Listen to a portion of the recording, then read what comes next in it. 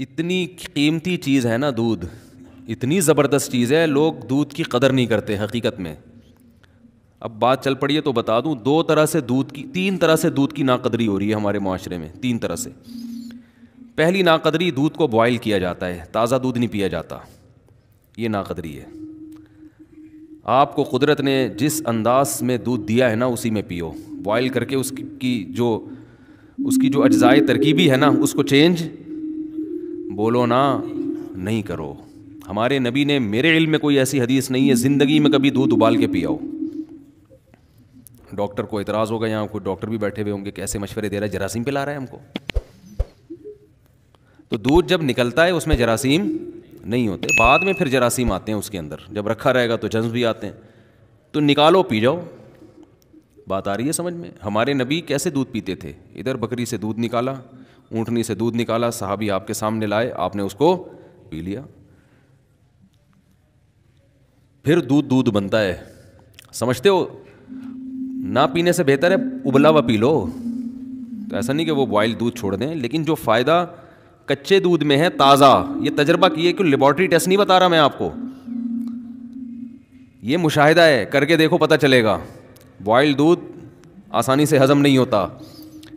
کچا تازہ دودھ جو گرم گرم تھنوں سے نکلتا ہے پی جاؤ فوراً نکال کے. لیکن وہ کون کرے گا؟ ایکچولی بکری پالنی پڑتی ہے، گائے بھینس، اور ایکچولی ہے تو مرو پھر.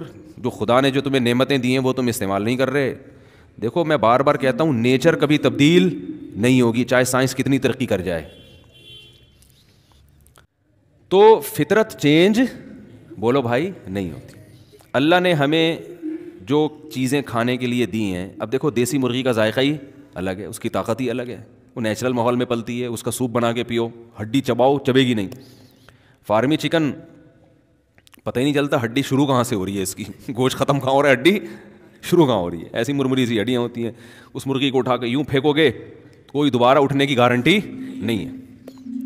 تو پنجرے میں پیدا ہوئی، پنجرے میں بڑی، انسانی تصرف ہو گیا نا اس کے اوپر.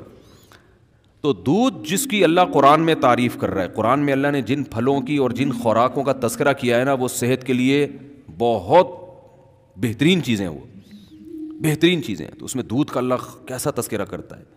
ان لکم فی الانعام لعبرۃ. ہاں میں بتا رہا ہوں دودھ میں 3 کیا کرتے ہیں انسان، دودھ کے ساتھ 3 ظلم ہوتے ہیں. ایک کم درجے کا ظلم ہے کہ بوائل کر لیتے ہیں اس کو، تازہ نہیں. وہ اگر تازہ نہیں ہو تو پھر بوائل کرنا پڑے گا آپ کو، یہ بھی ذہن میں رکھیں. ایسا نہ ہو یہ گوالے جو دودھ دے رہے ہیں یہ کچا پینا شروع کر دیں. ان کو تو پتہ نہیں مینڈک نکال چھلنی سے کیا کیا نکالا جاتا ہے، لال بیگ اور مینڈک سب نکل کے ہمارے پاس آتا ہے.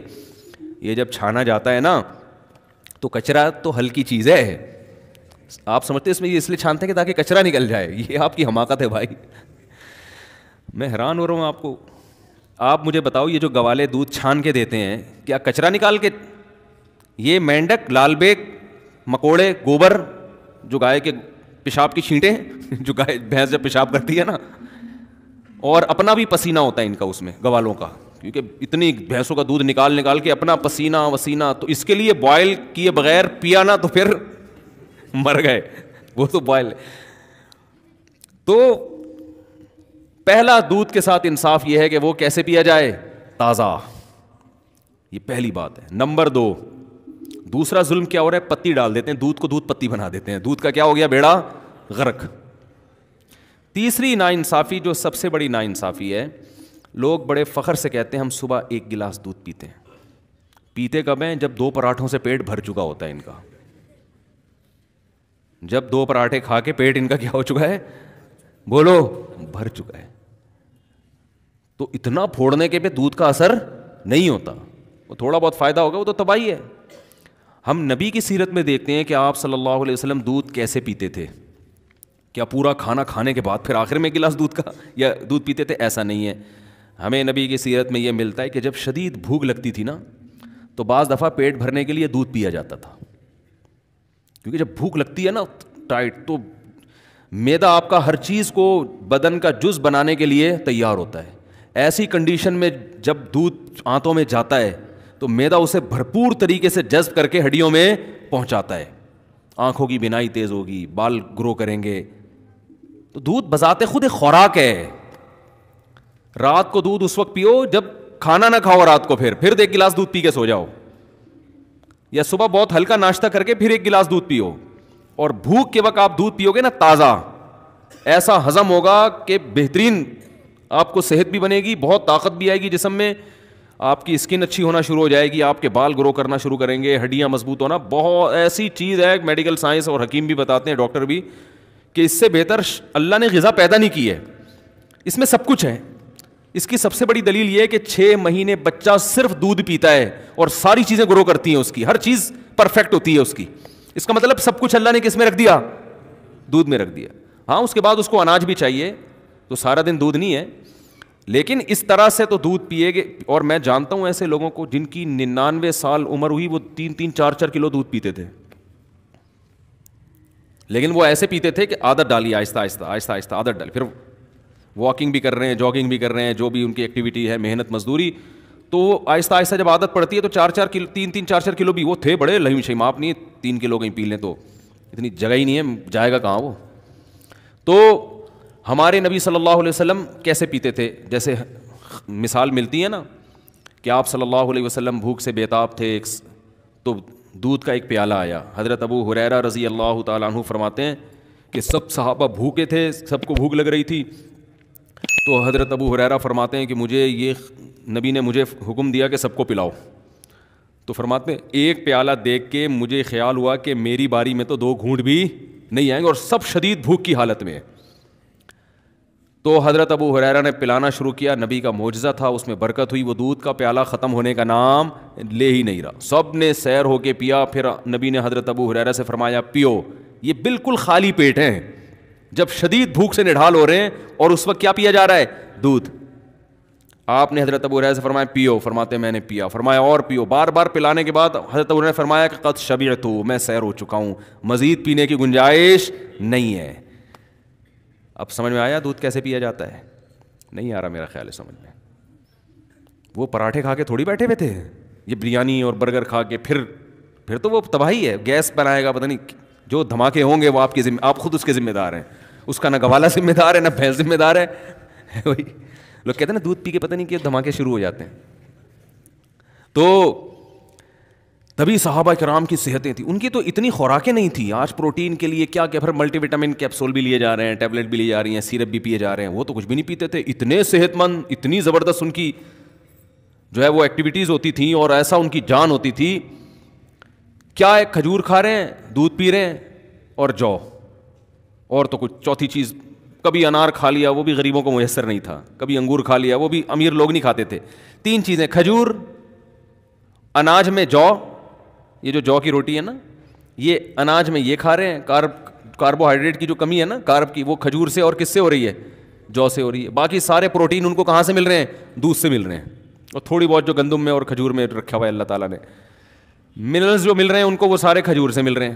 آئرن وائرن, یہ اس ٹائپ کی جتنی چیزیں ہیں نا, تو بس یہ 3 چیزیں کھا رہے ہیں فٹ فاٹ. لیکن جب اچھا, ہمیں سیرت میں یہ بھی ملتا ہے صحابہ کی, کبھی انہوں نے دودھ بطور کھانے کے کھایا ہے. دودھ میں کچھ ملایا نہیں ہے, کچھ بھی نہیں ملایا, خالی دودھ. حتیٰ کہ ایک روایت میں آتا ہے کہ نبی کو دودھ میں شہد ملا کے پیش کیا گیا, آپ نے منع کر دیا.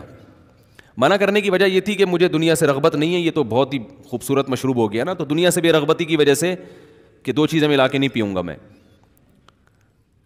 جائز ہے دودھ میں شہد ملا کے, فائدہ مند بھی ہے, لیکن ہمارے نبی نے بہرحال ایک روایت کے مطابق نہیں پیا کہ خالی دودھ یا صرف شہد, دونوں کا کمبینیشن نہیں. تو ہم دیکھتے ہیں صحابہ کی سیرت میں بھوک لگ رہی ہے تو مکمل دودھ سے پیٹ بھرا ہے بس, اور کچھ بولو نہیں. آج کوئی ایسا کرتا ہے؟ بولتے کیوں نہیں کرتا بھائی, یہ کیسے ہو سکتا ہے خالی دودھ سے پیٹ بھر لیں. دوسرا ہمیں یہ بھی ملتا ہے کہ صحابہ کرام نے بھوک کے وقت صرف کھجور کھایا پیٹ بھر کے. پیٹ بھرنے سے مراد وہ والا توند بھرنا نہیں جو ہم لوگ بھر رہے ہوتے ہیں. ان کا پیٹ بھرنا بھی ہمارے حساب سے بہت کم تھا, یعنی جس کو وہ سمجھتے تھے کہ بہت کھا لیا. تو وہ جو سیر ہوتے تھے کھجوروں سے, اس کی بھی حدیث میں مثال ملتی ہے کہ آپ صلی اللہ علیہ وسلم بھوک سے شدید پریشان ہوئے, گھر سے نکلے, راستے میں حضرت ابوبکر ملے, وہ بھی بھوک سے شدید پریشان, اور کھانے کو کچھ ہے نہیں. حضرت عمر ملے, وہ بھی بھوک سے شدید پریشان. یہ تینوں صحابہ گئے, تو ایک صحابی کے جب باغ تھا اس میں گئے, تو انہوں نے جب ان کو دیکھا تو فرمایا کہ اتنا, ان کا کھجوروں کا باغات تھے ان کے, فرمایا اللہ کی قسم آج مجھ سے بہتر میزبان اس کائنات میں کوئی نہیں ہے, اور آپ سے بہتر مہمان اس کائنات میں یعنی کوئی مہمان کسی کے گھر آیا ہو نا تو کچھ معزز ہوتے ہیں, کچھ ایسے ہی ہوتے ہیں, تو آج سے پہلے بھی آج کے بعد بھی اتنے معزز مہمان کسی کو اللہ نے نہیں دیے ہوں گے. بھائی سید الانبیاء اور ابو بکر اور عمر, اور کہا کہ اپنے فخر میں کہا کہ مجھ سے بہتر اس پوری زمین پہ آج کوئی میزبان بھی نہیں ہے جس کو ان جیسے لوگوں کی میزبانی کا موقع مل رہا ہے. اب یہ تینوں حضرات بھوک سے شدید نڈھال ہو چکے تھے, یعنی آپ اندازہ لگائیں نا کتنا صبر کیا ہوگا, اتنی شدید بھوک. تو ان صحابی نے کیا کیا, یہ نہیں کہ بھائی ہم ہوتے بھائی یہاں سے یہ لے آؤ, یہاں سے یہ, کوئی ہمارے یہاں بھوکا مہمان آ جائے آپ ادھر سے 3 برگر اٹھا کے لے آ. وہ ایسے وہ چانپوں کا آرڈر دیا ہوا ہے میں نے, وہ چانپے ہیں نا وہاں سے چانپے لے آ, تو ایسا کر نلی نہاری لے آ, مکھن کا تڑکا ضرور لگوا دینا اس میں, پورا ایٹم بم بنا کے نا ٹھیک ہے. کام کیا ہے ان کے, کام کیا تھے, گھوڑوں پہ سوار جنگ لڑ رہے ہیں, دن میں بھی راتوں کو پوری پوری رات تہجد پڑھ رہے ہیں. اتنا ہی ٹف ان کی زندگی, محنت مزدوری, ان کو تو بہت کچھ چاہیے تھا نا. اور ہمارا کام کیا ہے, کچھ بھی نہیں. ایک صاحب سے میں نے پوچھا آج کل کیا کہہ رہے ہیں, کہہ رہے کمال. میں نے کہا آج کل کیا کر رہے ہیں, کہہ رہے کمال کر رہا ہوں. میں نے کہا کہہ رہے جو کچھ نہیں کر رہا وہ کیا کر رہا ہے, کمال کر رہا ہے. وہ جاب کر رہا ہوگا زیادہ سے زیادہ, وہاں جائے گا تھوڑا سا کمپیوٹر میں انگلیوں کو ٹھش پش کر کے آ جائے گا وہاں پہ, اور 2-4 اس طرح کی ہلکی پھلکی. اور ورک کسے کہتے ہیں, ہارڈ ورکنگ. ہارڈ ورکنگ یہ ہوتی ہے کہ آپ اپنی گاڑی میں 1 گھنٹہ صدر پہنچے جاکنگ آپ نے کی. ابے تو نے ہلا ہے نہیں, تو بیٹھا بیٹھا اسٹیئرنگ, دماغ تو تیرا تھک رہا ہے, کوئی فزیکل ایکٹیویٹی تو دماغ خراب ہو جاتا ہے ڈرائیونگ زیادہ کرنے سے. ویسے تو بیٹھا ہوا ہے زیادہ زیادہ. آج کل تو گاڑیاں بھی آٹومیٹک آ گئی ہیں, پہلے تھوڑا سا گیئر ویئر چینج کرنے میں مسل تھوڑے سے ہل جاتے تھے نا ادھر ادھر کے, وہ بھی نہیں ہو رہے. ایک صاحب مجھے کہنے لگے یار مجھے کچھ زکوٰۃ کے پیسے چاہیے. میں نے کہا کیا ہو گیا, کہہ رہے ہیں یار میری گاڑی آٹومیٹک ہے, میرے پاؤں تھک جاتے ہیں, میں مینول گاڑی لینا چاہتا ہوں. میں نے کہا اس کو دیکھو, وہ تھک جاتا ہوں نا بار بار, کہہ رہے ہیں وہ کلچ دبا دبا کے نا میری یہ مسل جو ہے نا ان میں پین شروع ہو گیا ہے, تو کچھ میری مدد ہو جائے. تو میں نے کیا کہوں گا اس کو, آپ خود سوچو.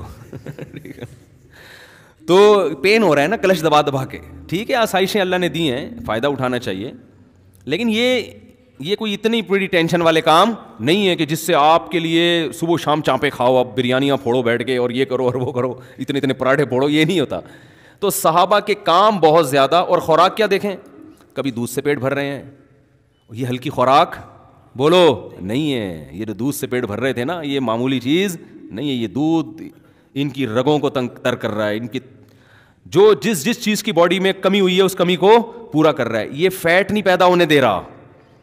ملائی کھانے سے انسان موٹا ہوتا ہے, دودھ پینے سے موٹا نہیں ہوتا. یہ کولیسٹرول نہیں پیدا ہونے دے رہا.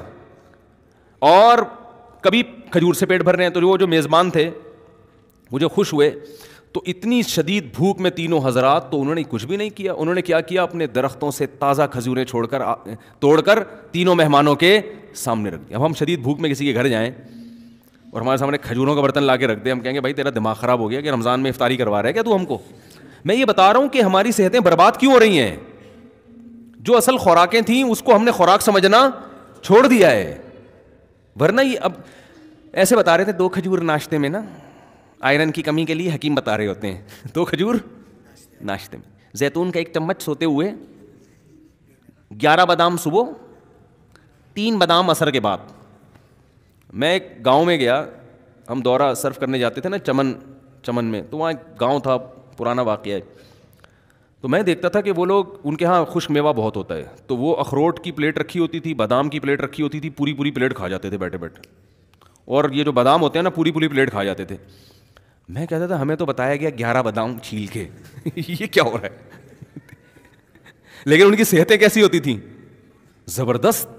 وجہ اس کی ہے کہ بھائی وہی کھا لی, بس یہی کھا لیا, آج بادام ہی کھا لیا, بس بہت ہو گیا. اور پھر محنت بہت کرتے تھے. تو ہمارے یہاں وہ 11 بادام بھی کم وقت جو کھائے گا نا, 2 پراٹھے پھوڑنے کے بعد 11 بادام کھائے گا, وہ 11 پراٹھوں میں غائب ہو جائیں گے. ان کو پتہ ہی نہیں کہ یار ہم نے جانا کہاں ہے, سارے کھانچے تو بھر گئے ہیں, ہم کدھر جا کے فٹ ہوں. وہ سوچتے ہی رہتے اندر جا کے یار وٹامن ای کی کمی کے لیے اس نے بادام کھایا ہے, تو یہ کھپے کہاں جا کے, ہم فٹ کہاں جا کے ہوں, ایڈجسٹ ہی نہیں ہو رہے ہوتے نا وہ جا کے. پھر اوپر سے آپ کہہ رہے ہیں ڈاکٹروں نے کہا دودھ بہت ضروری ہے. ڈاکٹر نے جو کہا نا دودھ بہت ضروری ہے, وہ 2 پراٹھے پھوڑنے کے بعد نہیں کہا اس نے, سمجھ رہے ہو. تو نبی صلی اللہ علیہ وسلم کے سامنے انہوں نے کھجوروں کی اپنی تر کھجوریں لا کے آپ کے سامنے رکھ دیا. آپ صلی اللہ علیہ وسلم, کتنی شدید بھوک تھی آپ کو, آپ نے, اور آپ تجربہ کر کے دیکھیں, شدید بھوک میں تازہ کھجوریں بڑا مزہ کرتی ہیں, اتنا مزہ آتا ہے نا, کیونکہ ایک دم انرجی آتی ہے اس میں, جو ہے وہ نشاستہ بھی ہے نا کھجور میں, تو ایک دم طاقت آتی ہے باڈی کے اندر.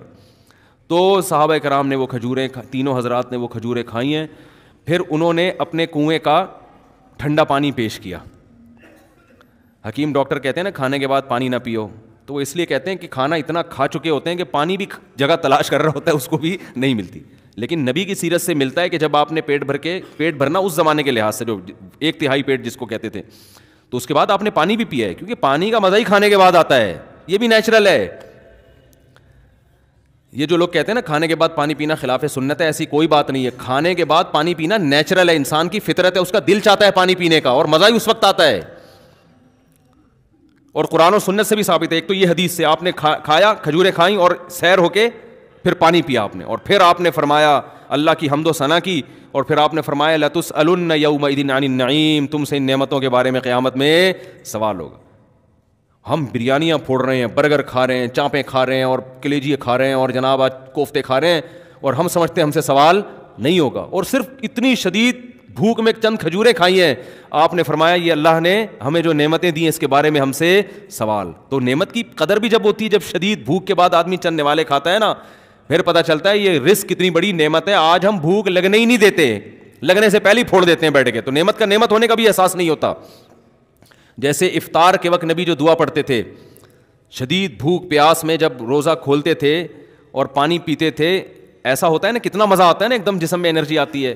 تو آپ صلی اللہ علیہ وسلم فرماتے تھے ذهب الظما, پیاس چلی گئی, وابتلت العروق, رگیں تر ہو گئیں, جو خشک ہوئی تھی نا پوری باڈی, اس میں سب میں ایسا بلڈ دوڑنا شروع ہو گیا, تر ہو گئی وہ. وثبت الاجر انشاءاللہ, اور آخرت میں اجر بھی ثابت ہو گیا. ہر طرح سے مزے ہی مزے ہیں بھائی افطاری میں, کھانے کا بھی مزہ, رگیں بھی تر ہو گئیں, اور آخرت میں اللہ نے روزے کا اجر بھی انشاءاللہ لکھ لیا. تو بات بات پہ شکر ادا کرنے کی ترغیب دی جا رہی ہے. تو آپ صلی اللہ علیہ وسلم نے کھجوریں تناول فرمائیں, اور سیر ہوئے اور پانی پیا, اور کیا فرمایا, آپ نے فرمایا لَتُسْأَلُنَّ يَوْمَئِذٍ عَنِ النَّعِيمِ, جس قیامت قائم ہوگی تو ہم سے ان نعمتوں کے بارے میں, یا تو یہ آیت پڑھی یا آپ نے خود فرمایا کہ ہم سے سوال ہوگا قیامت کے دن. تو یہ جو کھانے کے بعد پانی ہے نا, یہ نیچرل, انسان کا دل چاہتا ہے, مزہ ہی جب آتا ہے کھانے کے بعد. یہ قرآن و سنت سے ثابت ہے. ایک تو یہ حدیث میں نے پیش کی, یہ موضوع نہیں ہے لیکن یہ بات آ گئی ہے تو میں بتا دوں, یہ حدیث سے بھی پتہ چلتا ہے. دوسرا قرآن میں کہتا ہے کلو وشربو, کھاؤ اور پیو. تو سمجھو یہ چیزیں ملی ہوئی ہیں آپس میں, بظاہر ایسا لگ رہا ہے. اور کھانے کے بعد کی جو دعا ہے نا, وہ ہے الحمدللہ الذی اطعمنا وسقانا وجعلنا مسلمین. من المسلمین لوگ پڑھتے ہیں لیکن جو الفاظ ہیں مسلمین کے ہیں, ویسے من المسلمین بھی ٹھیک ہے. تمام تعریفیں اس اللہ کے لیے ہیں جس نے ہمیں کھلایا اور ہمیں پلایا اور ہمیں فرما بردار بنایا, کہ آج ہم اس کا شکر ادا کر رہے ہیں. تو کھلانے کے ساتھ کس کا ہے, تو یہ کھانے کی دعا, پینے کی نہیں ہے, لیکن اس میں پینے کا بھی شکر ادا کیا جا رہا ہے. اس سے مطلب کہ کھانا پینا دونوں, بولو بھائی, ساتھ ساتھ, یہ دونوں ساتھ ساتھ ہیں. وہ مجھے وہ ان کا پرینک یاد آ رہا ہے, ایک لڑکوں نے پرینک بنایا ہے, میرے ہر چیز کو الٹا کیا ہوا ہے انہوں نے, تو ہر ایک کی نقل اتاری ہے نا. اس میں نقل اتارتے میں وہ یہ کہہ رہے ہیں کہ اگر سارا دنیا الٹی ہو جائے تو کیسے نظام چلے گا. تو اس میں یہ دکھایا ہے کہ ماں باپ, ایک بچہ کتاب پڑھ رہا ہے تو ماں باپ کہہ رہے ہیں ہر وقت کتابیں پڑھتے رہتے ہو, کبھی لیپ ٹاپ لے کے بھی بیٹھ جایا کرو, کبھی موبائل بھی دیکھ لیا کرو, یعنی الٹی کہانی چل رہی ہے. تو ہر چیز کو الٹا کر کے دکھایا کہ اگر دنیا الٹی ہو جائے تو کیا ہوگا, پولیس والے سمجھا رہے ہیں, ٹھیک ہے نا, ٹھیک ہے. اس طرح کا نا ساری چیزیں بڑا دلچسپ بنایا. تو میرے بارے میں بھی انہوں نے کچھ مذاق کیا, تو میں لوگوں کو سمجھا رہا ہوں شادی بالکل بھی نہیں کرو, اور اگر کرنی ہے تو 40 سال میں کرو جب صحیح سے بڈھے ہو جاؤ. مجھے بڑا اچھا لگا وہ نا, یہ بالکل الٹا کر کے. تو اگر میں آپ کی باتوں میں آ گیا نا تو میں یہی بیان کروں گا, بھائی بالکل نہیں کرو, کیا ضرورت ہے بکھیڑوں میں پڑھنے کی, کرنی بھی ہے تو 40 سال میں جب میچور ہو جاؤ اور بالکل اب مرنے کے قریب ہو جاؤ تو پھر کر لو. اور عام طور پہ بہت سے لوگ یہ باتیں کر بھی رہے ہوتے ہیں, لیکن آپ کو چونکہ میرے اسٹائل میں عجیب سی اس لیے لگ رہی ہے کہ یار یہ کبھی ایسی باتیں کرتا نہیں ہے.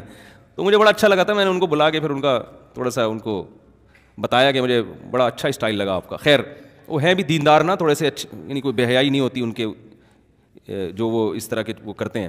خیر, تو اللہ تعالیٰ نے کھانے, میں بتا رہا تھا کہ دیکھو دودھ پینا سمجھ میں آ گیا.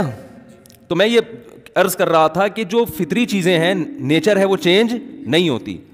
اب بچوں کو بچوں جیسا ماحول چاہیے, اور بڑوں کو آج بھی کھجور بھی چاہیے, دودھ بھی چاہیے, اناج بھی چاہیے.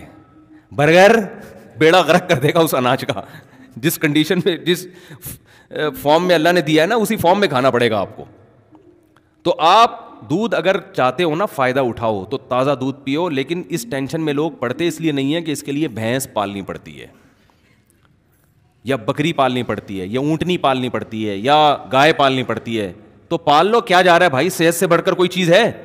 اتنا پیسہ تم نے بحریہ ٹاؤن میں لگا دیا پلاٹ لینے کے چکر میں. یار ایک چھوٹا سا کچا پلاٹ لیتے, ایک بندے کو اجرت پہ بھینس دے کے رکھتے کہ یار یہ ہمارے گھر کا تازہ دودھ بھینس سے آئے گا, جو بچے گا وہ بیچ دیں گے, اور تیری اجرت بھی یہیں سے نکلے گی, جو بکے گا اسی سے تیری تنخواہ, یہ گوبر شوبر تو نے صاف کرنا ہے. تو اس میں کیا جا رہا ہے؟